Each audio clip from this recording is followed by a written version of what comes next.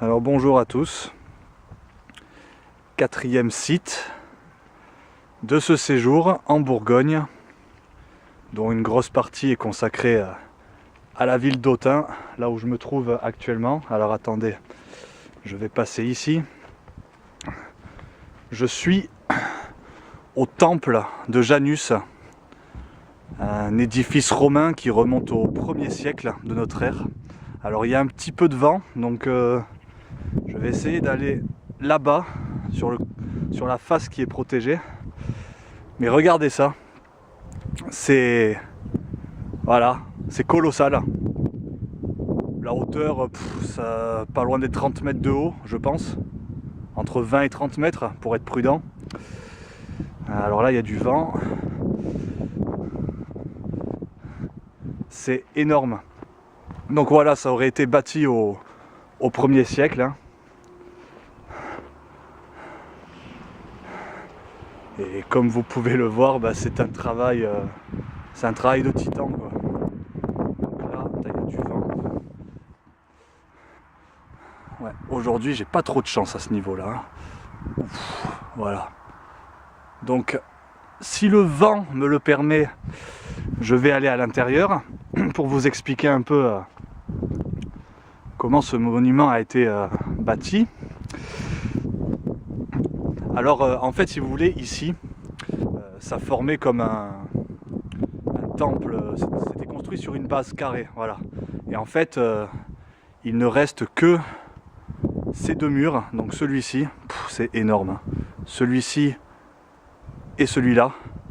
Et donc ici même, et là où je me trouve, c'est tombé. Donc voilà, ça devait être sur une base carrée.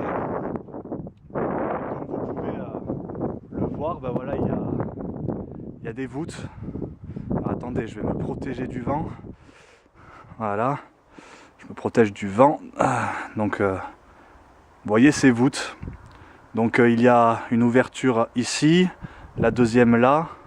Et par contre, sur ce mur-là, il n'y a qu'une seule ouverture, avec deux niches de chaque côté. Donc certainement qu'en face, c'est-à-dire à l'endroit où je suis, il devait y avoir donc une ouverture.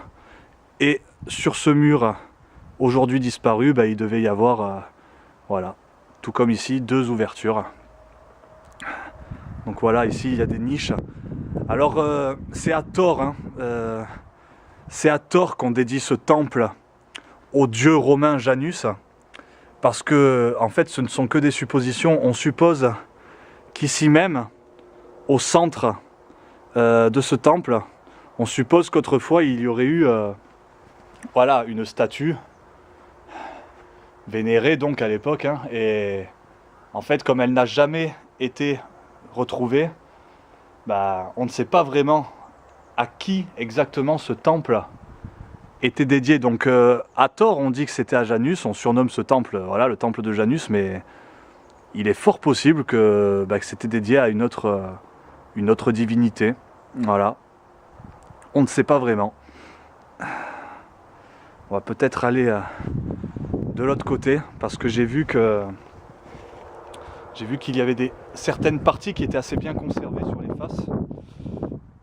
Voilà, donc on sera peut-être un peu plus abrité par le vent. Voilà. Donc à vue d'œil, tout est d'origine, hein. Voilà, hein. Ça n'a pas été muré par la suite. Regardez ces arcades, regardez ça.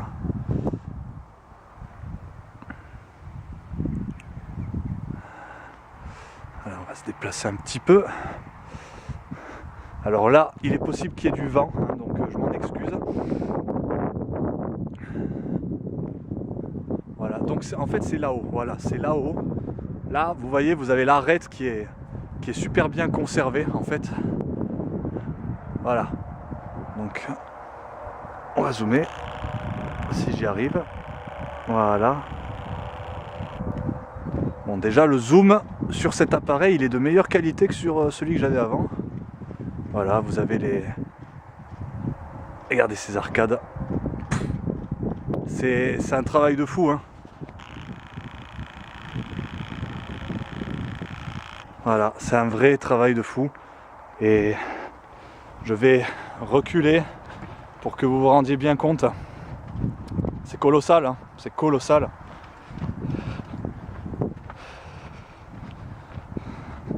Voilà. Alors, j'espère que c'est suffisant.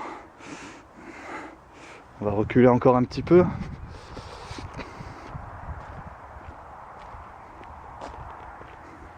Voilà. Voilà, le temple de Janus. Incroyable, hein.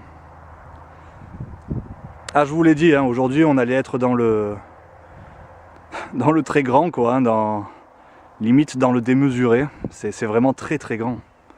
C'est immense. Vous voyez les maisons à côté, hein. Voilà. Voilà une maison et le temple. C'est énorme. Bah, écoutez les amis, sans plus attendre, on va se rendre sur le dernier site, la cathédrale Saint-Lazare, qui est juste là-bas. Et puis je vous dis à de suite. À toutes les amis.